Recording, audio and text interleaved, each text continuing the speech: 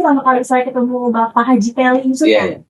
kebetulan saya udah lihat background Bapak, dan di gambar-gambar ini Bapak sudah menjadi kaderisasi dari Partai Demokrat yang Mas SBY. Iya. Sebagai ketua Departemen Kaderisasi. Saya ingin bertanya Pak, bisa Bapak ceritakan sedikit secara singkat tentang perjalanan hidup dan karir Bapak hingga berada di posisi saat ini? Saya umur 10 tahun sudah nggak ada orang tua.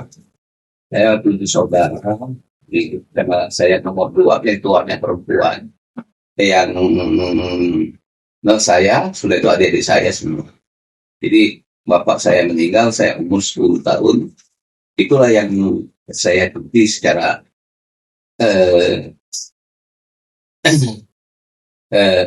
untuk membesarkan adik-adik saya dulu. Dan mereka besar-besar, ya saya sebagai pekerja keras dari dulu, akhirnya juga ya bisa jadi pengusaha. Akibat nabung duit dan listrik, ya kita harus belajar hemat dulu dalam hidup. Setelah perjalanan karir, saya kira-kira bujangan sudah ada modal uang untuk dalam bisnis. Saya sudah mulai agak sukses. Dalam bisnis apa Pak boleh? Saya bidang perkayuan. Saat Bapak masih usia? Saat usia masih belasan tahun, 19 tahun. Nah, di 19 tahun 2005 saya belajar ikut politik. Jadi diajak teman-teman bergabung dengan organisasi Pro Pembela Merah Putih, Tuliku Guterres. Setelah itu saya 2004 bergabung Demokrat, dipercaya dari Demokrat menjadi ketua Departemen Kaderisasi. Bisnis terus jalan. Saya pengusaha kayu dari hulu sampai hilir. Dulu kehidupan sudah mengalami naik turunnya ya? Iya. Jadi dari hulu ke hilir itu bukan apa, semua usaha itu saya jalani sendiri. Saya punya perusahaan sawmill dan saya juga punya angkutan.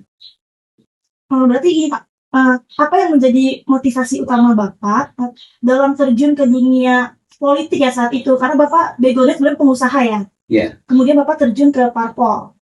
Saya tertarik itu terjun ke parpol itu tidak ada lain untuk mengabdi kepada negara. Jadi kepada negara kita untuk merubah suatu bangsa itu, perbaikan bangsa itu kan dari politik lah. Jadi politiknya, apabila politik itu baik, ya kehidupan masyarakat kan baik. Iya betul. Nah untuk saat ini apa sih program atau kegiatan apa yang sedang menjadi fokus utama Bapak saat ini? Saya fokus sekarang itu kembali ke usaha lagi. Ya, setelah saya tidak lagi di partai, bukan tidak ke partai, saya masih tetap orang Demokrat, tapi saya ibaratnya untuk menjauhkan dulu dari teman-teman saya dari hirup pikuknya partai sekarang gitu. Apa harapan Bapak terhadap generasi muda Indonesia saat ini? Ya, harapan saya untuk generasi muda Indonesia saat ini ya bekerja keras. Nah, medsos boleh juga kita anggap, tapi jangan sampai dikedepankan karena pekerjaan itu fisik yang harus utamanya. Fisik yang utamanya. Kalau medsos ini kan sebagai pendorong kita perbaikan mensosialisasi kepada masyarakat. Ya, kerja keras, jujur, dan mengabdi kepada negara. Sosial penting juga karena kita harus melihat sesama kita, harus saling tolong menolong gitu. Ya, bersosialisasi ya Pak? Iya, bersosialisasi lah. Benaran saya di Partai Demokrat dipercaya 10 tahun jadi sekretaris divisi tanggap darurat dan bantuan kemanusiaan dari 2020 sampai 2010 sampai 2020. Boleh diceritakan sedikit Pak terkait itu? Ya, terkait saya dipercaya dari Pak SBY menjadi ketua departemen sekretaris divisi tanggap darurat untuk mengurusi bencana apapun ya, ada kesulitan masyarakat ya saya turun di situ.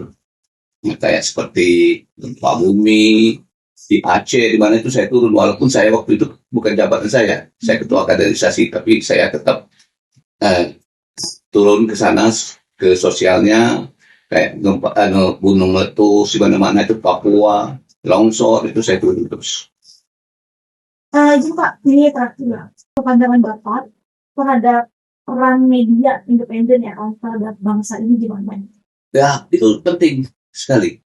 Peran media independen ini penting untuk seimbangkan ya berita-berita yang ada berita hoax, ada berita macam-macam lah, ada yang berita memihak ke sini ke pemerintah, Pro kontra aja ya pro kontra ya.